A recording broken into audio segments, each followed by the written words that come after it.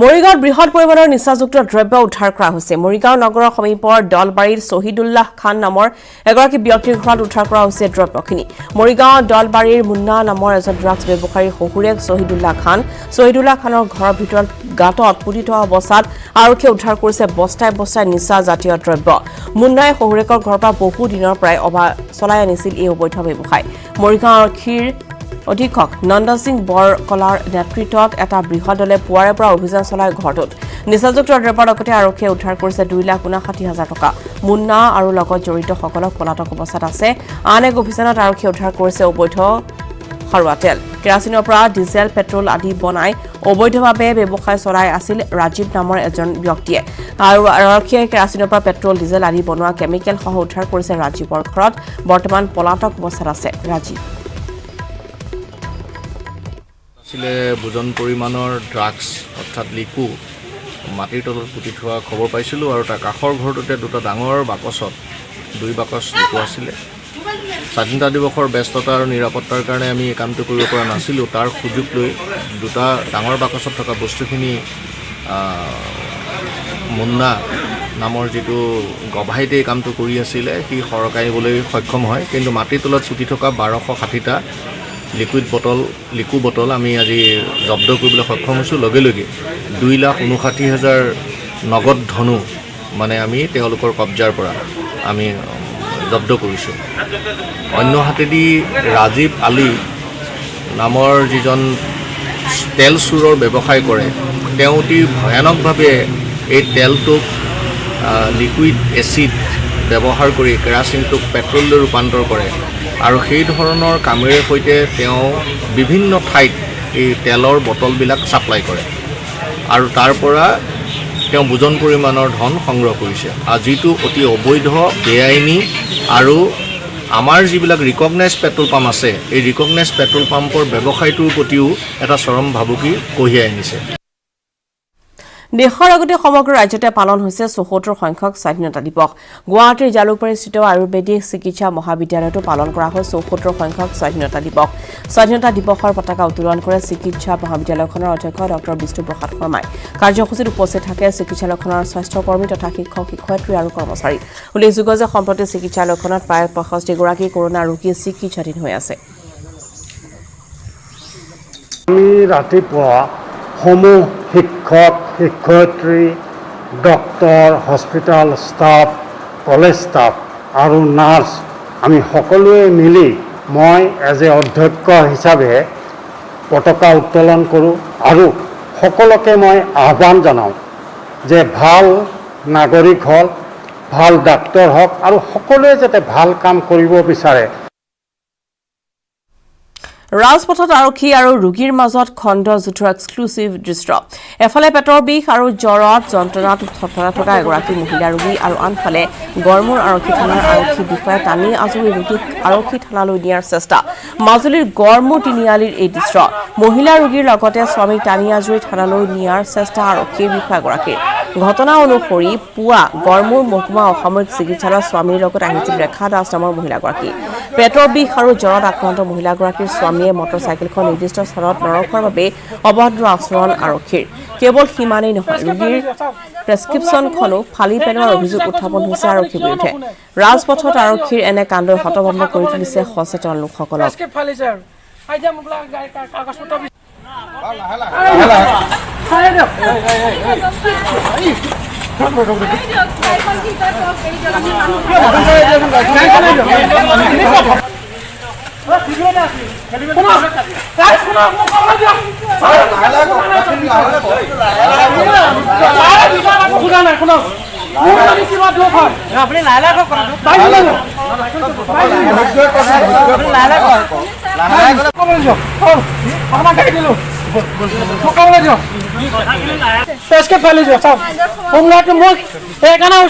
মোৰ কথা আপুনি কিয় নুশুনে? মোক ক'বলৈ দিয়ক, একো কথা ক'বলৈ নিদিয়ে মোক। প্ৰেছক্ৰিপ্ট ফালিছে আৰু এতিয়া মোক কাগজ পত্ৰ বিচাৰি কৈছে কাগজ পত্ৰ দে, বোলে যদি দিব নোৱাৰে বোলে ঘৰলৈ গুচি যায়, চাবি ল। মেডিকেলত কাগজ প্ৰেছক্ৰিপশ্যন দিলে, ফাৰ্মাচীত আহিলোঁ, বেজি নাপালোঁ, বোলে মেডিকেল নাপাব। মেডিকেললৈ ঘূৰি গ'লোঁ। ঘূৰি যোৱাৰ পিছত মোক এই হোমগাৰ্ডটোৱে বাইকখন হয় মই নৌপিঙত সোমোৱাৰ লগে লগে মোক ক'লে বাইকখন ঘূৰাই দে উলিয়াই দে মই লগালগ উলিয়াই আকৌ মাইকী মানুহৰ ওচৰত দৌৰিছোঁ বাৰান্দাত পৰি আছে বহি গেছে ক'ব নোৱাৰা হয় তাৰপৰা মই তথাপিতো লগালগ দৌৰি বাইকখন আঁতৰাই দিলোঁ আৰু মই ক'লোঁ যে এইখিনি বাইকো আঁতৰাই দিয়ক মোৰখন আঁতৰাই দিলোঁ বাইকে এইখিনিতে মোক কৈছে বেছি কথা নকবি এইবোৰ বাইকে কথাটো একো নাজানো চব ফাইন কাটি থোৱা আছে বুলি কৈ বুকতে মোক এনেকৈ ধৰি চাট এটা মাৰিছে মানুহজনী গেছ আৰু মাথা বিষ জ্বৰ হা চিভিললৈ আনিছিলোঁ বেজি দিবলৈ নাপালোৱে তাৰপৰা থানালৈ ফোন কৰিলে অচি চাই গৈ মোক মাতি পঠালে তাৰপৰা মই নিজে আহিছোঁ অহাৰ পিছত মোক কৈছে কাগজ পত্ৰ দেখা আৰু বাইক লৈ যা একো দেখোন নাই মই বাইক নালাগে বুলি মই এৰি থৈ আহিছোঁ মোক কিয় মাৰিব সেইটো লাগে মোক চাবিটো লৈ মোক কৈছে যাগে যা গাড়ী কাগজ পত্ৰ লৈ পৰৱৰ্তী খবৰ তিনিচুকীয়া জিলাৰ বৰডুমচাৰ মাধৱপুৰত মাজনিশা এখন কাঠ ভৰ্তি বাহন দুৰ্ঘটনাগ্ৰস্ত বৰডুমচা আৰক্ষী থানাৰ সন্মুখতে দুৰ্ঘটনাত পতিত হৈছে ট্ৰাকখন অৰুণাচলৰ পৰা ভিতৰুৱা পথেদি নিশা আহিছিল কাঠ ভৰ্তিৰ বাহনখন দুৰ্ঘটনাত পতিত বাহনখনৰ চালকে ঘটনা সংঘটিত হোৱাৰ পিছতেই পলায়ন কৰিছে নিশা এনেদৰে লকডাউনৰ সুযোগ গ্ৰহণ কৰি এনেদৰে পাৰ কৰিবলৈ লোৱা বহু লক্ষাধিক মূল্যৰ কাঠ প্ৰকৃততে বৈধ নে অবৈধ সেয়া আৰক্ষীৰ তদন্তৰ পিছতহে পোহৰলৈ আহিব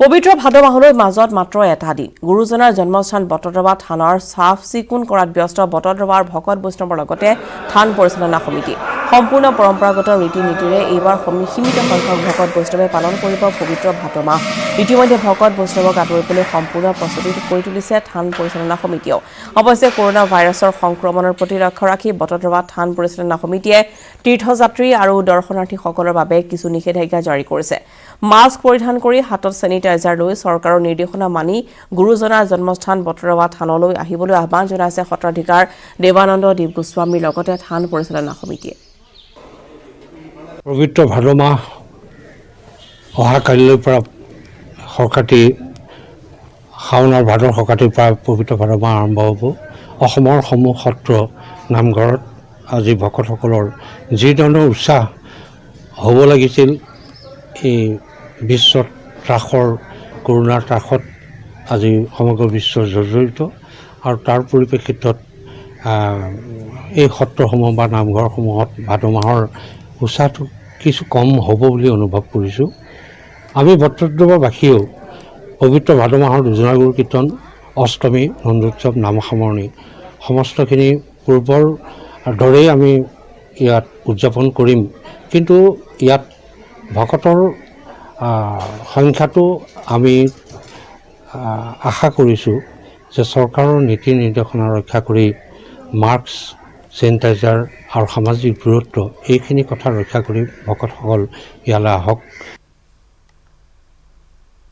স্বাধীনতাৰ ৭৪ বছৰ পিছত উন্নয়নৰ মুখ নেদেখা এখন গাঁও হাইলাকান্দি জিলাৰ কাটলিচৰা সমষ্টিৰ ধামচৰা গাঁও আজিলৈকে এই গাঁওখনত নাই পকী পথ বিধ্বস্ত পথৰ বাবে বছৰ বছৰ ধৰি যাতায়াতৰ নামত জমৰ যাতনা ভুগি আহিছে গাঁওবাসীয়ে ৰাইজৰ অভিযোগ অনুসৰি 10 বছৰ আগতে এই পথ নিৰ্মাণৰ বাবে তৎকালীন কংগ্ৰেছ চৰকাৰে আবণ্টন দিছিল ধন কিন্তু কাম নকৰি বিভাগীয় অভিযন্তা আৰু ঠিকাদাৰে আত্মসাৎ কৰাৰ অভিযোগ উত্থাপন হৈছে এইখন গাঁৱৰ ৰাইজে পিছত কাটলিচেৰাৰ বিধায়ক সুজাম উদ্দিন লস্কৰক এই পথ মেৰামতি কৰি দিয়াৰ বিধায়কে নিৰ্বাচনৰ সময়ত প্ৰতিশ্ৰুতি দিছিল কিন্তু বিধায়কৰ প্ৰতিশ্ৰুতিও আজিলৈকে বাস্তৱায়িত নহল যাৰ বাবে ক্ষোভিত হৈ পৰিছে এই গাঁওখনৰ সহজ সৰল ৰাইজ পথ মেৰামতি নকৰিলে 2021 নিৰ্বাচনত ভোট বয়কট কৰিব বুলি হুংকাৰ দিছে স্থানীয় ৰাইজে মানে স্বাধীনতাৰ পৰা মানে ৰাস্তাটো খাৰাপ আৰু চৰকাৰে একবাৰ 10 বছৰ আগত মানে চেংচন কৰিছিল 10 বছৰ আগত তাৰ পিছত এই ৰাস্তাটো পুৰা টাকা আত্মসাৎ কৰিছে বিভাগীয় ঠিকাদাৰ আৰু ইঞ্জিনিয়াৰবিলাকে মিলাই এতিয়া মানে বিধায়ক মানুষৰ পৰিৱৰ্তনৰ শ্লোগান দি বিধায়ক বনাইছে সুজামুদ্দিন লস্কৰক তেখেতে স্থানীয় মানুহৰ আবেগক আঘাত কৰি ৰাস্তাটোৰ একো কাম কৰা নাই এটা পাতৰ ফলা নাই ৰাস্তাটো যে ৰিএষ্টিমেট কৰিব বা এইটো মানুহৰ চলাৰ উপযোগী কৰিব তেখেতৰ মানসিকতা নাই তেখেতে সংবাদ মাধ্যম ডাকি ডাঙৰ কথা কয় কি সি উন্নয়ন কৰিছে কাটলিচৰ একো উন্নয়ন কৰা নাই কামৰূপৰ কমলপুৰ বৰমাৰৈত নৃশংস হত্যাকাণ্ড পাখণ্ড পুত্ৰই মৰিয়াই হত্যা কৰিলে পিতৃ মাতৃক নিহত পিতৃ মাতৃ দেৱৰু কাকতি আৰু বাসন্তী কাকতি আৰক্ষী জালত হত্যাকাৰী পুত্ৰ দীপেন কাকতি আজি পুৱা সংঘটিত হৈছে নৃশংস হত্যাকাণ্ডটি পাখণ্ড পুত্ৰৰ লগত সামান্য কথাক লৈ বাঘ বিতণ্ডা হোৱাৰ পিছতে হত্যা কৰা হৈছে এডাল বাঁহেৰে ৰাজপথত মৰিয়াই হত্যা কৰে বৃদ্ধ পিতৃ মাতৃক হত্যা কৰি লণ্ডভণ্ড কৰে ঘৰৰ আচবাব পত্ৰ 4 গৰাকী পুত্ৰ 3 গৰাকী কৰ্মসূত্ৰে বাহিৰতে থাকে এজন যুৱকে কাৰ্যক বাধা দিয়া যুৱকজনক বেয়াকৈ প্ৰহাৰ কৰে দীপেনে কামৰূপৰ কমলপুৰ বৰমাৰীত এই নৃশংস হত্যাকাণ্ড ঘটনা য'ত ইতিমধ্যে পাখণ্ড পুত্ৰই পিতৃ মাতৃক মৰিয়াই হত্যা কৰাৰ ঘটনা সংঘটিত হৈছে য'ত ইতিমধ্যে নিহত হৈছে পিতৃ মাতৃ দেৱৰু কাকতি আৰু বাসন্তী কাকতি আৰু ইতিমধ্যেই আৰক্ষীৰ জালত হত্যাকাৰী পুত্ৰ দীপেন কাকতি আজি পুৱা সংঘটিত হৈছে এই নৃশংস হত্যাকাণ্ড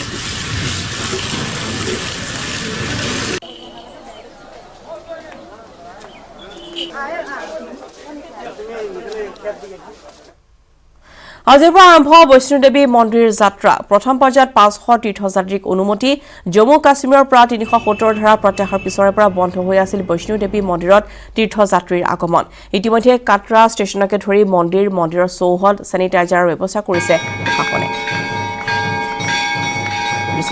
বহু দিনৰ অন্তত এতিয়া বৈষ্ণোদেৱী মন্দিৰ পুনৰবাৰ দৰ্শনাৰ্থীৰ বাবে মুকলি কৰি দিয়া হৈছে প্ৰথম অৱস্থাত 500 তীৰ্থযাত্ৰীৰ প্ৰৱেশত অনুমতি জম্মু কাশ্মীৰৰ পৰা 370 ধাৰা প্ৰত্যাহাৰ পিছৰে পৰা বন্ধ হৈ আছিল বৈষ্ণোদেৱী মন্দিৰৰ তীৰ্থযাত্ৰীসকলৰ বাবে আগমন আৰু ইতিমধ্যে কাটৰা ষ্টেচনকে ধৰি মন্দিৰৰ চৌহদ চেনিটাইজাৰৰ ব্যৱস্থা কৰিছে প্ৰশাসনে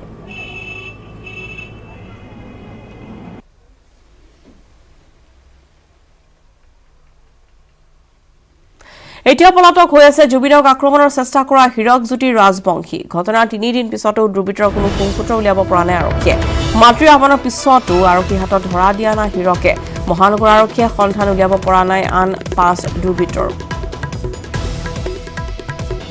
এতিয়ালৈকে কোনো ধৰণৰ সন্ধান উলিয়াব পৰা হোৱা নাই জুবিনক অপদস্থ কৰাৰ লগতে আক্ৰমণৰ চেষ্টা চলোৱা হীৰকজ্যোতি ৰাজবংশী নামৰ যুৱকজনৰ ইতিমধ্যে ঘটনাৰ 3টা দিন উকলি আজি চতুৰ্থ দিনত ভৰি দিছে কিন্তু এতিয়ালৈকে গাড়ীখন লগতে গাড়ীখনৰ গৰাকী হীৰকজ্যোতি ৰাজবংশী আৰু তেওঁৰ আন 5 সহযোগীও আৰক্ষীৰ হাতত ধৰা পৰা নাই মহানগৰ আৰক্ষীয়ে ইতিমধ্যে অনুসন্ধান আৰম্ভ কৰিছে যদিও এতিয়ালৈকে সফল হ'ব পৰা নাই দুপৰ শিৰোনাম কাইলৈৰ পৰা অসমত কিছু ক্ষেত্ৰত শিথিল হ'ব লকডাউন গুৱাহাটীত পথৰ দুয়োকাষে খুলিব পাৰিব ব্যৱসায়িক প্ৰতিষ্ঠান পুৱা 5 বজাৰ পৰা নিশা 9 বজালৈকে খুলিব সকলো ব্যৱসায়িক প্ৰতিষ্ঠান নিশা 9:30 বজাৰ পৰা পুৱা 5 বজালৈকে সান্ধ্য আইন বলবৎ থাকিব সোমবাৰৰ পৰা শুকুৰবাৰলৈ আন্তঃজিলা যাতায়াতত অনুমতি দিয়া হৈছে মহানগৰীৰ ৰাজপথত চলিব চিটি বাছসমূহ 50% যাত্ৰীৰে কোভিড নিয়ম মানি চলিব পাৰিব চিটি বাছ শনি আৰু দেওবাৰে সমগ্ৰ ৰাজ্যতে থাকিব সম্পূৰ্ণ লকডাউন বন্ধ থাকিব শিক্ষানুষ্ঠান ধৰ্মীয় অনুষ্ঠান cinema hall swimming pool park theatre bar প্ৰেক্ষাগৃহ আদি কোভিড নিয়ম মানি ৰাজহুৱা যান-বাহন চলাচলত অনুমতি কণ্টেইনমেণ্ট জোনত অব্যাহত থাকিব কঠোৰ লকডাউন 16 আগষ্টৰ পৰা 31 আগষ্টলৈকে কাৰ্যকৰী হ'ব এই নতুন নিয়ম অৱশ্যে 16 আগষ্টৰ দেওবাৰ হোৱাৰ বাবে অব্যাহত থাকিব লকডাউন 17 আগষ্টৰ পৰাহে প্ৰযোজ্য হ'ব এই নতুন নিয়ম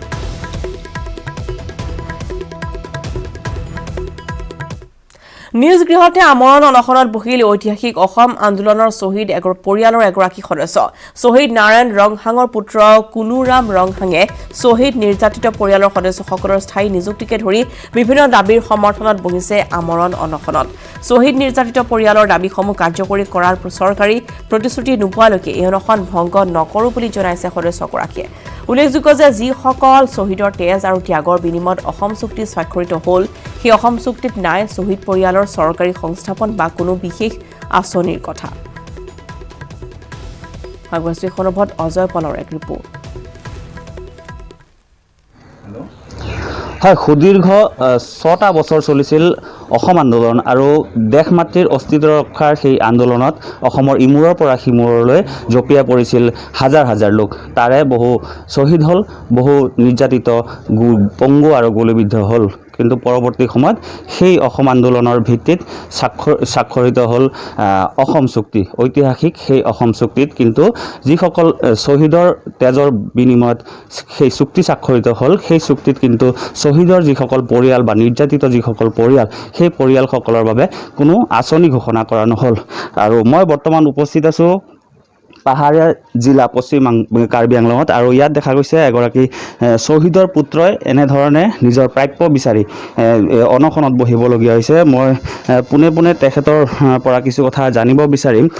আপুনি কেতিয়াৰ পৰা আৰু কিহৰ কাৰণে এনেধৰণে অনশনত বহিছে? মই যোৱাকালি 15 তাৰিখৰ পুৱা 8টা বজাৰ পৰা বৰ্তমান এতিয়া সময় কিমান হ'ল এইখিনি সময়লৈকে মই অনশনত বহি আছোঁ অনাহাৰে। আৰু মোৰ এইটোৱে দাবী যে যি কথা ওলাইছে 6 নং দফাত অসম স্বাক্ষৰিত অসম আন্দোলনৰ যোনটো অসম চুক্তি স্বাক্ষৰিত হৈছিল, তাত যোনটো অসম আন্দোলনত আমাৰ দেউতা শ্বহীদ হৈছিল, এই শ্বহীদৰ বিনিময়ত স্বাক্ষৰিত হোৱা অসম চুক্তিৰ 6 নং দফাত যোনটো কথা ওলাই আছে, তাত আমাৰ অসম আন্দোলনৰ শ্বহীদ পৰিয়ালৰ কাৰণে কোনো আঁচনি সন্নিৱিষ্ট নাই। তাত আমাৰ নাতি আমাৰ ল'ৰা ছোৱালীৰ কাৰণে তাত কোনো আঁচনি নাই। সেইকাৰণে মই এয়া অমৰণ অনশনত বহিছোঁ। আৰু লগতে আৰু 2 নম্বৰ কথা মই এইটো ক'ব বিচাৰিছোঁ অসম চৰকাৰক যে এই 5জন মানুহ যিটো চাকৰি পালে 315 জনৰ ভিতৰত এই 5জন পালে। এই 315 জনৰ ভিতৰত ময়ো আছিলোঁ। তাৰে 5 জনৰ হ'ল আৰু 310 জনৰ এতিয়ালৈকে হোৱা নাই। মই চৰকাৰৰ ওচৰত অনুৰোধ জনাওঁ, এই 5জন যদি পালে তেনেহ'লে মই কি অপৰাধ কৰিলোঁ? ময়ো আছিলোঁ ইয়াৰ ভিতৰত, ময়ো আছিলোঁ। আৰু মোৰ মাটি বেদখল হৈ গ'ল আজি ইমান দিন কেইবাবাৰো মই ক'লোঁ। মই কাৰ্বি আংলং প্ৰশাসন আৰু কাৰ্বি আংলং অট'নমাছ কাউন্সিলৰ ডাঙৰীয়াসকলক মই ক'ব বিচাৰিছোঁ, কাৰ্বি আংলং অট'নমাছ কাউন্সিলৰ বিষয়ববীয়াসকলক তেখেতসকলে মোৰ মাটি বেদখলখিনি তেখেতসকলে যাতে মুক্ত কৰি দিয়ে। আৰু ইফালে সমাজত নেতিবাচক কথা কামৰ মাজত কেতিয়াবা সংঘটিত ইতিবাচক কথা কামে চিন্তাৰ উদ্ৰেক ঘটায়। সেয়ে হয়তো চৰ্চালৈ আহিছে এটা নিৰ্মাণৰত পথ, কিয়নো আন পথতকৈ ব্যতিক্ৰম এইটো পথ। এইবাৰ নিৰ্মাণকাৰী ঠিকাদাৰে চিন্তা কৰিছে ৰাইজৰ কথা। ঠিকাদাৰে লাভাংশৰ কথালৈ বিশেষ মন নিদি নিৰ্মাণ কৰিছে এটা গুৰুত্বপূৰ্ণ পথ। ৰঙাপাৰা 2 চাহ বাগিচা, সোণাজুলি আৰু ঢেণ্ডাই সংযোগী পথৰে 700 মিটাৰ দৈৰ্ঘ্যৰ এছোৱা পথ নিৰ্মাণৰ কাম লাভ কৰিছে জনৈক ৰাভা উপাধিৰ এগৰাকী ঠিকাদাৰে। 70 লাখ টকা ব্যয় সাপেক্ষে সম্প্ৰতি নিৰ্মাণৰত পথটিক লৈ সন্তুষ্ট স্থানীয় লোক। যি সময়ত পথ নিৰ্মাণক লৈ ব্যাপক বিসংগতি সংঘটিত হোৱাকে ধৰি দুৰ্নীতি অনিয়মে সংবাদ মাধ্যমৰ শিৰোনাম দখল কৰি আহিছে, ঠিক সেই সময়তে গড়কাপ্তানী গ্ৰাম্য এই পথটি বৰ্তমানলৈকে সুন্দৰকৈ নিৰ্মাণ কৰা তথা স্থানীয় লোকে সন্তুষ্টি প্ৰকাশ কৰা ঘটনাই চৰ্চা লাভ কৰিছে। আগবাঢ়িছোঁ খবৰত হেমন্ত নাথৰ এক ৰিপৰ্ট। সততে পথ নিৰ্মাণ বুলি ক'লে বিসংগতি বা পথ নিৰ্মাণত দুৰ্নীতি সংঘটিত হোৱাৰ কথা বতৰাই সংবাদ মাধ্যমৰ শিৰোনাম দখল কৰি আহিছে। কিন্তু আমি আজি এটা ব্যতিক্ৰম পথ দেখুৱাবলৈ চেষ্টা কৰিছোঁ। এয়া হৈছে 700 মিটাৰ দৈৰ্ঘ্যৰ এটা পেভাৰ ব্লকেৰে বনোৱা পথ। মই পোনতে পথটি কিদৰে নিৰ্মাণ কৰিছে সেয়া আমি দেখুৱাবলৈ চেষ্টা কৰিছোঁ। এটা গুৰুত্বপূৰ্ণ পথ, দীৰ্ঘদিন ধৰি এই পথছোৱাৰ এটা জৰাজীৰ্ণ অৱস্থাত আছিল আৰু শেহতীয়াকৈ অসম দৰ্শন আঁচনিৰ অধীনত 2019-20 বিত্তীয় বৰ্ষৰ এই পথটি নিৰ্মাণৰ কাম যিগৰাকী ঠিকাদাৰে লাভ কৰিছে। এক কথাত কিন্তু এই মুহূৰ্তলৈকে কাম উন্নত মানৰ হোৱা বুলি ক'ব লাগিব। এই মুহূৰ্তত যিহেতু পথ নিৰ্মাণত শ্ৰমিকসকল ব্যস্ত হৈ আছে, মই স্থানীয় লোকৰ পৰা প্ৰতিক্ৰিয়া ল'বলৈ চেষ্টা কৰিম। আচলতে পথছোৱাক লৈ তেওঁলোক কিমান সন্তুষ্ট। আপোনালোকৰ ঘৰ ইয়াতে হয়। যিহেতু এজন ঠিকাদাৰে এই পথটি বনাই আছে, পথটো কেনেকুৱা হৈছে আপোনাৰ? এইটো ভালে হৈছে, ভালে বনাইছে, ভালে হৈছে এইটো ৰাস্তা। আগতেতো মানুহে যাব পৰা নাছিলে, ইমান বোকা আছিলে। এইটো ক'ৰ পৰা ক'লৈ গৈছে? মোৰতো এইটো ধান্দাইৰ পৰা চাইছোঁ, এতিয়া সোনাজুলি পাৰ যাব নেকি, সোনাজুলি যাব নেকি। মানে পথটো ভাল হৈছে নে নাই বনোৱা? বহুত ভাল হৈছে, আগৰ পৰা বহুত ভাল চাইছোঁ। কামটো ধুনীয়া হৈ আছে, 2 চাইডত ৰঙা দিছে, বহুত ভাল চাইছোঁ। হয়, নিশ্চয়কৈ স্থানীয় লোকেও মত ব্যক্ত কৰিছে, কিয়নো বিভিন্ন সময়ত আমি বহু পথ নিৰ্মাণৰত পথৰ বাতৰি পৰিৱেশন কৰি আহিছোঁ আৰু সততে ব্যাপক দুৰ্নীতি বা যি অনিয়ম, সেই অনিয়ম সংঘটিত হোৱা কথা বতৰাই স্থান লাভ কৰে। মই আন এজন লোককো স্থানীয় লোককো দেখা পাইছে। দাদা আপোনাৰ ঘৰ ইয়াতে? হয় ছাৰ। বহুত দিনৰ মূৰত পকীকৰণ হৈ আছে মানে প্ৰিভাৰ ব্লকৰ ৰাস্তাটোক লৈ কেনেকুৱা ভাল হৈছেনে নাই এতিয়ালৈকে? ভাল ছাৰ এতিয়াতো ভালেই হৈ আছে। ভাল হৈ আছে হয়। নিশ্চয়কৈ স্থানীয় যিসকল লোক প্ৰত্যেকে এটা কথা ব্যক্ত কৰিছে আৰু আমাৰ কেমেৰাটো ধৰা পৰিছে এই দৃশ্য, কিয়নো অতি সুন্দৰভাৱে নিৰ্মাণ কৰা হৈছে।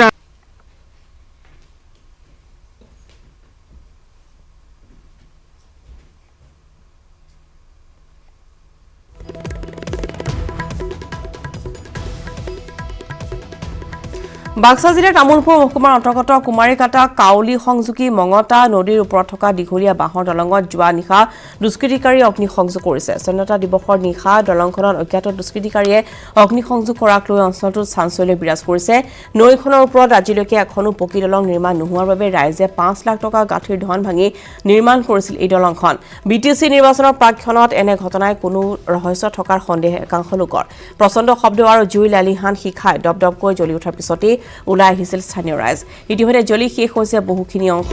অঞ্চলটোৰ কেইবাজনো নিবনুৱা যুৱকৰ প্ৰচেষ্টাত গঢ় লৈ উঠিছিল বিগত এটা বছৰ পূৰ্বে এই দলংখন। পুনৰ যাতায়াতৰ ক্ষেত্ৰত অচল অৱস্থাৰ দিশে অঞ্চলটোৰ ৰাইজ।